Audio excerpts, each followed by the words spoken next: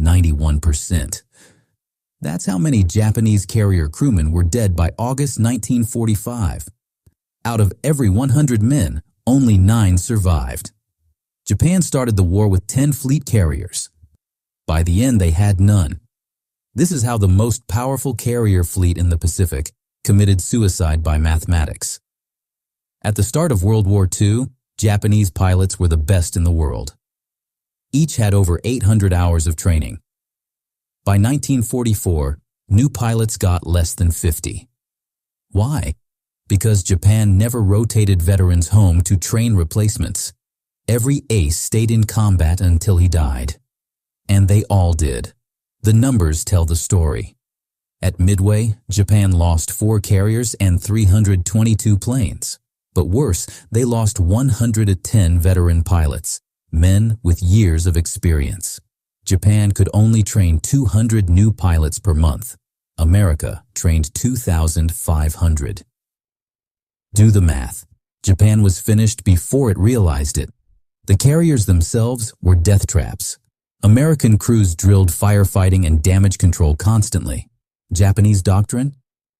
Offensive spirit overcomes material weakness. The carrier Taiho proved what that meant. One torpedo hit. Gasoline vapors spread through the ship because the crew didn't shut down ventilation.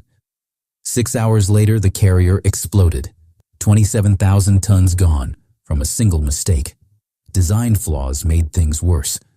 Japanese carriers stuffed planes everywhere, in hangars, on decks, even in corridors. When a bomb hit, it didn't kill one plane. It killed 20. At Midway, the Kaga took just 4 bombs. More than 700 men died in 9 minutes. Survivors called the hangar deck a blast furnace of burning fuel. Their defenses were just as hopeless. Until 1944, Japanese carriers had no radar-guided anti-aircraft guns.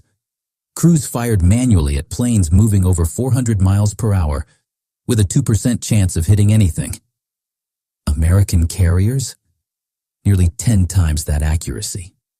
That wasn't combat. That was suicide. Meanwhile, America built carriers like factories build cars. Japan built 7 after Midway. The U.S. built 90. In 1944 alone, America launched 19. Japan launched 1, and pilot training collapsed completely. By then, U.S. pilots averaged 300 hours of flight time. Japanese trainees had 30. Some couldn't even land on carriers. The result? The Battle of the Philippine Sea, the infamous Great Marianas Turkey Shoot. Japan lost 3 carriers, 400 planes, and nearly every pilot. America lost 29 planes. The kill ratio, 13-1. One captured officer later admitted, "After Midway, we knew we couldn't replace the pilots. Every carrier mission after that was suicide. We just didn't call it that yet." The tragedy kept repeating. The Shinano, the largest carrier ever built, sank on its first voyage after 4 torpedo hits. Over 1,400 men died, many because they didn't even know how to use their own damage control gear.